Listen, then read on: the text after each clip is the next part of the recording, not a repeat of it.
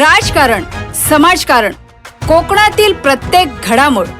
सिंधुदुर्ग 24 तास आता नव्या रूपात. सिंधुदुर्ग संवाद, ताज्या घडामोडींसाठी आताच सबस्क्राइब करा. महायुती सरकार सत्तेत आल्यानंतर लाडपांगे समितीच्या अनेक वर्षापासून प्रलंबित असलेल्या नियुक्त्यांना अखेर मंजुरी देण्यात आली. मुख्यमंत्री देवेंद्र फडणवीस यांनी राज्याचा कुटुंब प्रमुख म्हणून सकारात्मक भूमिका घेत हा निर्णय मार्गी लावला. त्यामुळे संबंधित पात्र उमेदवारांना नियुक्तीपत्रे मिळवण्याचा मार्ग मोकळा झाला असून त्यांच्या दीर्घ प्रतीक्षेला अखेर पूर्णविराम मिळाला आहे. आमच्या महायुतीची सत्ता आल्यानंतर लाडपांगे समितीच्या अंतर्गत जे काही प्रलंबित नियुक्त्या होत्या त्यासाठी एक समिती सदस्य याच्यामध्ये आदरणीय मुख्यमंत्री साहेबांनी या राज्याचे खऱ्या अर्थाचे कुटुंब प्रमुख म्हणून जे वर्षानुवर्ष प्रलंबित हे जे विषय होते त्यांनी तातडीने ते निर्णय घेतले आणि त्याचमुळे आज या प्रत्येकांना नियुक्ती पत्र आम्ही काही महिन्या अगोदर जिल्हा परिषदेमध्ये दिलेले, आता मी नगर परिषदेमध्ये दिलेले आहेत. आणि म्हणूनच जसं मी भाषणामध्ये उल्लेख केला त्याचं सगळं श्रेय राज्याचे मुख्यमंत्री आदरणीय देवेंद्र फडणवीसजींचं आहे आणि म्हणून त्यांना मी मनापासून या निमित्ताने आभार मानतो आणि अभिनंदन. शहराच्या विकासासाठी यापूर्वी पण मुंबईला आपण बैठक घेतली आणि मोठा निधीची घोषणा केली. आता पण सिलेंडर मुक्त च्या दिशेने सावंतवाडी वाटचाल करते. त्याचे श्रेय तुम्हाला आणि दीपक भाईंना पण जाते. पहिलं तर एक लक्षात घ्या, मी मुंबईमध्ये मंत्रालयामध्ये आमच्या ज्या बैठका होतात त्याच्यामध्ये आमच्या नगराध्यक्ष मॅडमनी सावंतवाडीच्या मोठी तलावासंदर्भात काही प्लॅन चे प्रेझेंटेशन माझ्या समोर आणि केसरकर साहेबांसमोर दिलेलं. त्याच्यावर आमची चर्चा झाली. आता त्याच्यावर आमच्या काही सूचनांवर काम सुरू आहे. तिथे कुठली निधीची घोषणा केलेली नाही. जेव्हा तो प्लॅन फायनल होईल तेव्हा त्या प्लॅनला पूर्ण करण्यासाठी एक टप्पा 2 टप्पा पूर्ण करण्यासाठी जी लागणारी निधी आहे ज्याच्यामुळे आमच्या मोठी तलावाला आज आंतरराष्ट्रीय दर्जाचा एक लूक तयार होईल, जी संकल्पना नगराध्यक्ष मॅडम आणि त्यांच्या सगळ्या सहकाऱ्यांची आहे. आणि नगर परिषद आणि राजघराणे एकत्र म्हणून अगर हा पुढाकार घेत असतील तर आम्ही सगळेजण त्यांच्या बरोबर उभे जाऊ आणि मला विश्वास आहे येणाऱ्या कालावधीमध्ये निश्चित पद्धतीने त्याचे चित्र बदलताना आपल्याला दिसेल. साहेब, आज आपण सावंतवाडीमध्ये विविध विकास कामांची भूमिपूजन केलं, त्यामध्ये योगा सेंटर हा फार मोठा विषय आहे. काय सांगा? बघा, आरोग्याच्या दृष्टिकोनातून जसं आमच्या देशाचे पंतप्रधान मोदीजींनी नेहमीच योगाला प्राधान्य दिलेलं आहे. आता योगा डे पण मला वाटतं 21 जूनला आज येतोच आहे. आणि आमच्या सावंतवाडी नगर परिषदेने ज्या पद्धतीने योगाला प्राधान्य देण्याचं ठरवलेलं आहे आणि जिल्ह्यातला पहिलं योगा सेंटर कुठे येत असेल तर ते सावंतवाडीमध्ये येत आहे. त्याचा मला निश्चित पद्धतीने अभिमान आहे. मी संबंधित कॉन्ट्रॅक्टरांना 1 वर्षामध्ये तो प्रकल्प पूर्णही करायला सांगितलेला आहे. आणि म्हणून मला वाटतं की समाजाच्या सगळ्याच घटकांनी, सामान्य नागरिकांनी, त्याच्यामध्ये राजकारणी असो, आमचे पत्रकार मित्र असो, सगळ्या जणांनी एकत्र येऊन योगा करावा असं मी तुम्हाला सगळ्या जणांना मैत्रीचा सल्ला देईन. भाजपच्या सुका पाठिंब्यावर निवडून आलेले काही लोक भाजपच्या नगराध्यक्षांवर किंवा नगर परिषदेवर टक्केवारीचे, भ्रष्टाचाराचा आरोप करतात. त्याकडे तुम्ही कसं? परत तुम्हाला सांगतो, सगळेजण तसे मूळ भारतीय जनता पक्षाच्याच विचाराचे आहे आणि म्हणून हा आमच्या पक्षांतर्गतला विषय असल्यामुळे आम्ही पक्षाच्या व्यासपीठावर हा सगळे विषय चर्चा करू. प्रदेश अध्यक्ष आहेत, मी स्वतः आहे, खासदार राणे साहेब आहेत. भारतीय जनता पक्षाच्या अंतर्गत बसून जे जे काही कोणाचे किंतु परंतु भावना कुठे दुखावल्या असतील, कोण विरोधी भूमिका घेत असतील, आमच्या घरातले भांडण आम्ही घरात सोडू. आणि म्हणून त्या बाबतीमध्ये पक्ष नेतृत्वाने आणि वरिष्ठांनी त्या संबंधित सगळ्या या प्रक्रियेबद्दल नोंद घेतलेली आहे.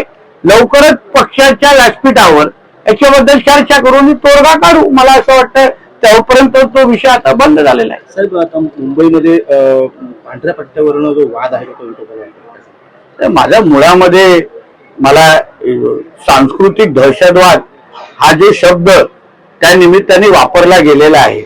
आता सांस्कृतिक दहशतवाद फक्त जैन समाजाबद्दल आणि हिंदू समाजाबद्दलच का काढला जातो?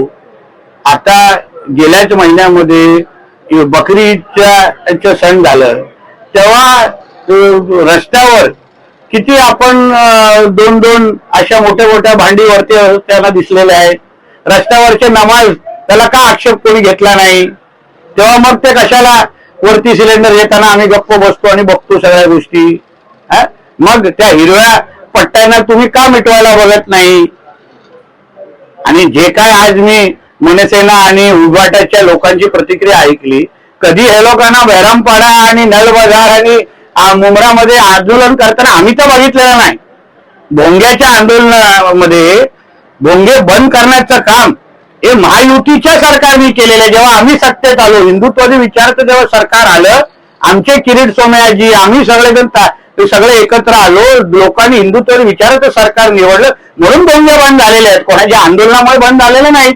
आणि म्हणून एवढ्याच पट्टे काढण्याची अगर हिंमत असेल ना, तर बहरामपाडा आणि मोहम्मद अली रोडवरचे हिरवे पट्टे काढा ना, रस्त्यावरचे नमाज बंद करायला पाहिजे. आमच्या सरकारने बंद करून दाखवलेलं आहे. तेव्हा ह्यांच्या तोंडातून हुकचू निघत नाही, तेव्हा हातभर येतात हातात सगळे. आणि म्हणून फक्त हिंदूंच्या विरोधात वारंवार अगर कोण आवाज उचलत असेल ना, तर मग काही गोष्टी मग सरकार म्हणून त्याची नोंद घ्यायला लागेल. उद्धव ठाकरेंनी आता बैठक घेतली खासदारांची आणि त्यामध्ये शेतकऱ्यांचे जे प्रश्न आहेत, कोणी बैठक घेतली? उद्धव ठाकरेंनी आपल्या खासदारांची बैठक घेतली. त्यामध्ये म्हणतात महागाईच्या विरोधात तुम्ही आवाज उठवा आणि सरकारला प्रश्न विचारा.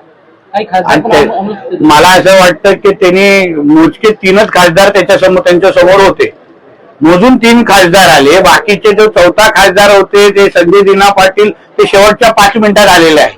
बाकीचे तर ऑनलाईनच्या नावाने फक्त तर ते आउट ऑफ नेटवर्क गेलेले होते. आणि म्हणून फक्त 3 खासदारच्या समोर एवढी मोठी वल्गना उभाटाच्या प्रमुखांनी करू नये.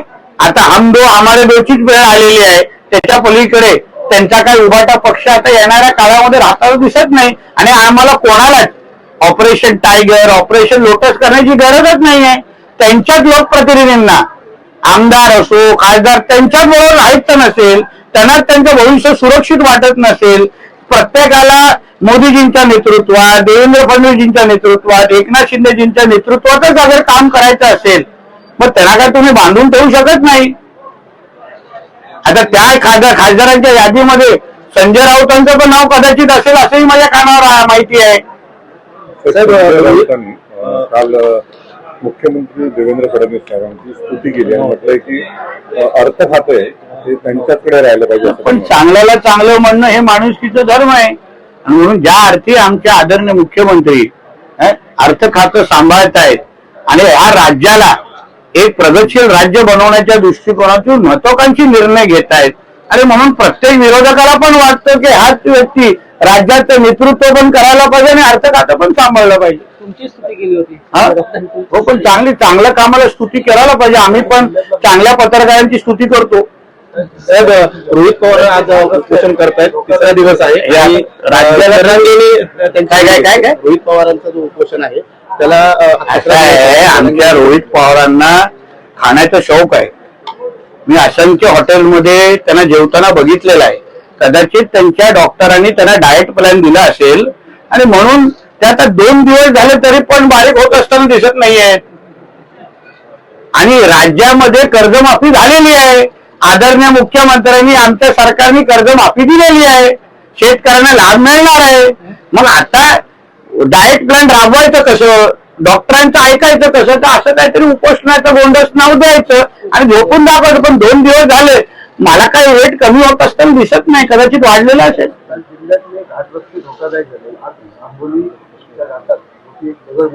नाही, तुमचं वक्तव्य बेजबाबदारपणाचं आहे. घाट रस्ते धोकादायक झालेले आहेत. याचे एक घटना हे जे काही तुम्ही दगड कोसळण्याचं बोलताना, ते दरवर्षी आमच्या आंबोली घाटात, गगनबावडा घाटात याच्यामध्ये दगड कोसळण्याच्या घटना होतात. लगेच त्वरित पीडब्ल्यूडीची टीम, आमची जिल्हा प्रशासनाची टीम, हायवेची टीम तिथे पोहोचते. चांगल्याला चांगलं म्हणायची सवय, जरा संजय राऊतची सवय लावून घ्या तुमच्याही पण. माझ्या तुमचं अजूनपर्यंत तेवढं बंद करण्याची वेळ आलेली नाहीये. मी सगळ्या लोकांच्या संपर्कात आहे. दरड कोसळलं असलं तरी तिथे लगेच तो रस्ता सुरू करण्याची आमची सगळ्यांची तयारी आहे. एकदमच काय मोठी घटना झाली तर त्याचा पर्याय रस्ता विचार करू. म्हणून पत्रकार म्हणून थोडं जबाबदारीने पत्रकारिता करा. काय?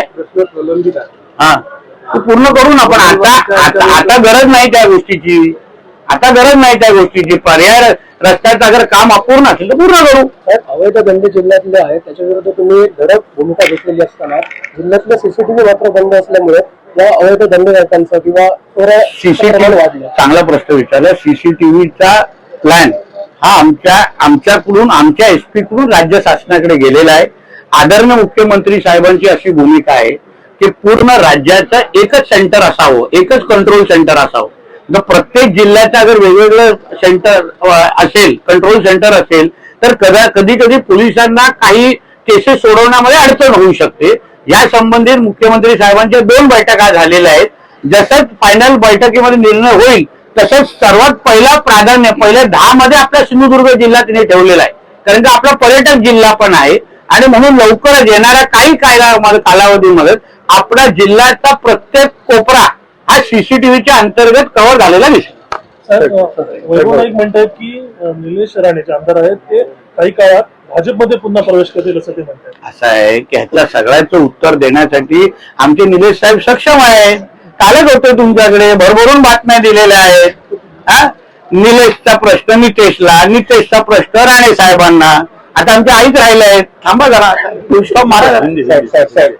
हिंदी काय वय. साहेब एक प्रश्न आहे. तुम्ही महागाई पाऊस लांबल्यामुळे दुबार करण्याची शक्यता व्यक्त केली जाते. पालकमंत्री म्हणून शेतकऱ्यांना आव्हान राहणार. आम्ही जसं आदरणीय मुख्यमंत्री साहेबांनी आम्ही पहिल्यापासून सांगितलेलं आहे की एल निनो इफेक्ट ह्यावेळी आपल्याला अनुभवायला भेटणार आहे आणि म्हणून जिल्ह्याच्या शेतकऱ्यांनी अतिशय विचारपूर्वक जे काय शासनाकडून जे काही निर्देश येत आहेत, ज्या काही सूचना येत आहेत त्या अनुसार शेतीची कामं हातात घ्या.